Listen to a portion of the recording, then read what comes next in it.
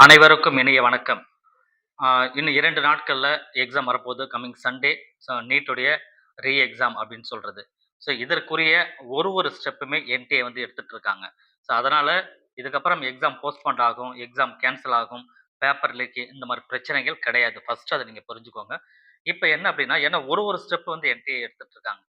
இன்னைக்கு இன்னைக்கு டேட்ல வந்து பார்த்தீங்கன்னா, ஒரு அட்வைசரி நோட்டி பப்ளிக் நோட்டீஸ் வந்து ரிலீஸ் பண்ணியிருக்காங்க. என்ன ரிலீஸ் பண்ணியிருக்காங்க அப்படின்னு பார்ப்போம். இதுல வந்து பார்த்தீங்கன்னா, மெயினா அவங்க சொல்ற விஷயங்கள், எப்பயுமே வந்து லாஸ்ட் எக்ஸாம் நீங்க எல்லாருமே எழுதியிருப்பீங்க. நீங்க எழுத போகும்பொழுது, உங்களுக்கு வந்து பயோமெட்ரிக்ஸ் வெரிஃபிகேஷன் அப்படின்னு ஒரு விஷயத்த பண்ணியிருப்பாங்க. சேம் ப்ராசஸ் இப்ப உண்டு அப்படின்றத அவங்க என்ஷூர் பண்றாங்க. அதுக்குரிய நோட்டிஃபிகேஷனையும் அதான் குடுத்துருக்காங்க. அந்த பயோமெட்ரிக் நோட்டிஃபிகேஷன்ல செய்யற விஷயங்கள் என்ன அப்படின்னா, நீங்க உள்ள என்டர் ஆகும்போது பிஃபோர் எக்ஸாமினேஷன் உங்களோட பயோமெட்ரிக்ஸ் வந்து செக் பண்ணுவாங்க. அப்படி செக் பண்ணும்போது உங்க பயோமெட்ரிக்ஸ் கரெக்ட்டா இருந்ததுன்னா, உங்கள உள்ள அலோவ் பண்ணி எக்ஸாம்க்கு அலோவ் பண்ணிடுவாங்க. நீங்க போய் எக்ஸாம் எழுதிட்டு வரலாம்.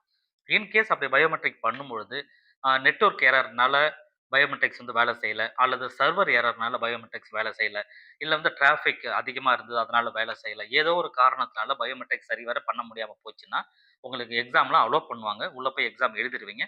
எழுதும்போது அந்த நேரங்கள்ல எழுதி முடிச்சுட்டோ அல்லது பிஃபோர் அது வந்து உங்களுக்கு ஒரு ஃபார்ம் குடுப்பாங்க.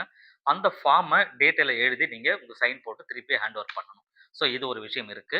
பயோமெட்ரிக்ஸ் இல்லாத மாணவர்களுக்கு, அதாவது சரியா செய்ய முடியாத பட்சத்தில அந்த ஃபார்ம் குடுத்து உங்களுக்கு கரெக்ட் பண்றாங்க. இதெல்லாம் வந்து டீட்டெயிலா சொல்லியிருக்காங்க.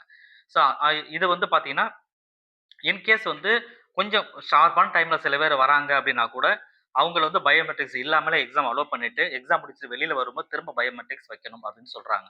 காரணம் என்னன்னா, இந்த இந்த வாட்டி யாரையுமே ரொம்ப பிரஷர் குடுக்க மாட்டோம். தெளிவா அவங்க சொல்ற விஷயம் அதுதான்.